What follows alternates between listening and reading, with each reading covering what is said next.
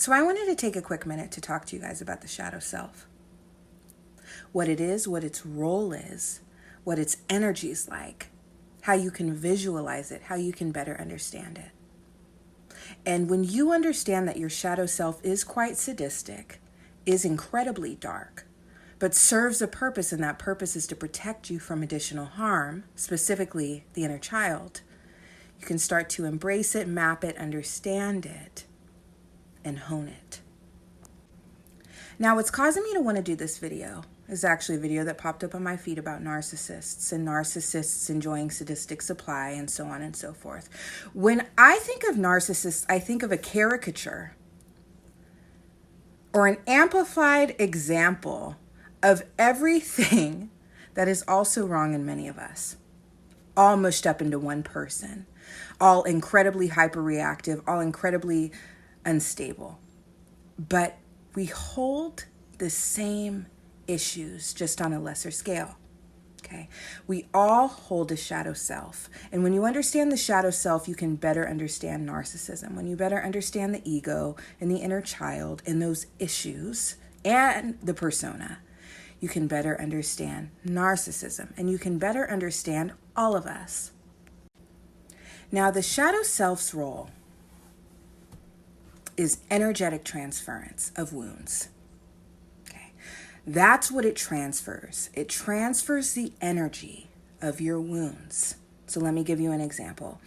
If you have an inadequacy wound, you may have a tendency to feel jealousy, envy, vindictive, vengeful, okay, toward people that cause you to feel inadequate.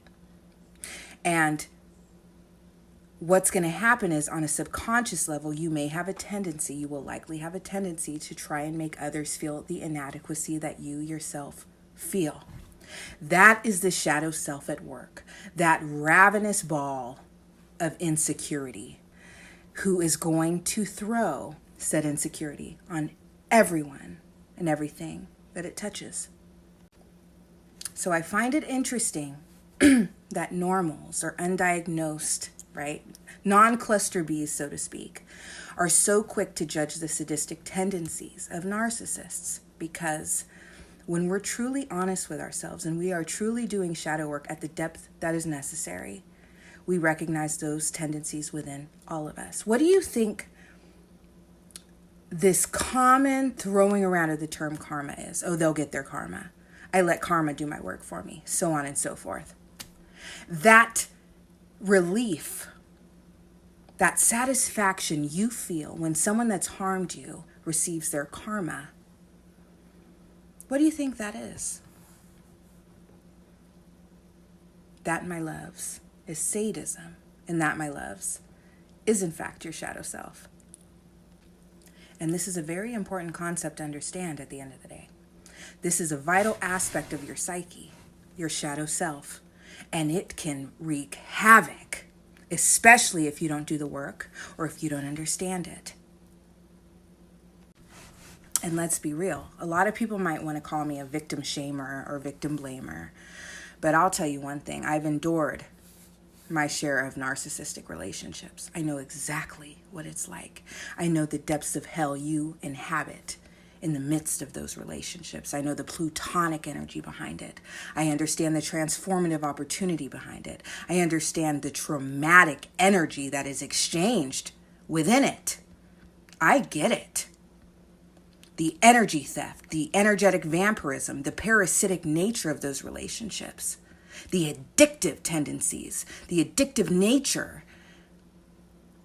wanting to possess a dark being, wanting to dominate a dark being, wanting to be chosen by someone that chooses no one. I get it. And as someone that is a master of the psyche, a master numerologist, a master of spirit, a master of karma, I'm a master of inner work. I understand this on every level, and yet what would keep me in a situation like that?